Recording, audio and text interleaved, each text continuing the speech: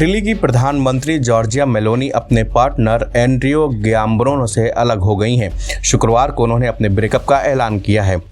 पत्रकार एंड्रिया गियाम्ब्रोनो ने हाल ही में टीवी पर सेक्सिस्ट कमेंट किए थे।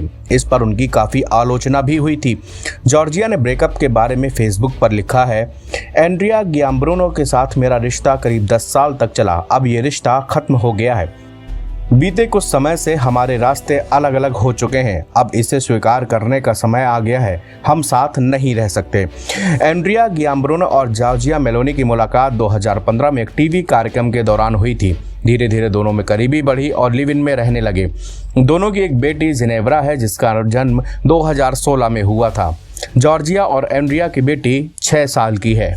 जॉर्जिया मेलोनी इटली की पहली महिला पीएम है। जॉर्जिया इटली के दक्षिणपंथी पार्टी ब्रदर्स ऑफ इटली की नेता हैं। पीएम बनने से पहले 2008 में सिर्फ 31 साल की उम्र में जॉर्जिया इटली की सबसे युवा मंत्री बनी थी। अपने बयानों और दक्षिणपंथी रुझान के लिए भी वो चर्चा बटोरती रहती हैं।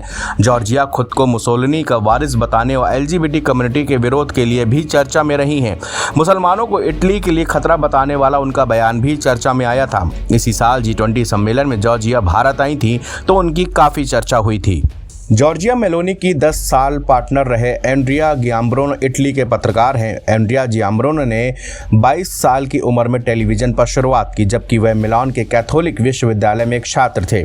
टीवी के जाने माने चेहरा एंड्रिया ने इस साल अगस्त में अपने शो में बलात्कार पर टिप्पणी की थी। रेप के केस पर बात करते हुए उन्होंने पीड़िता को ही कटघरे में खड़ा किया था। उन्होंने कहा था कि जब आप डांस करने जाते हैं तो आपको नशे में होने का पूरा अधिकार है। अगर आप नशे में होने और बेहोश होने से बचते हैं तो शायद आप कुछ चीज़ों से भी बच पाएंगे।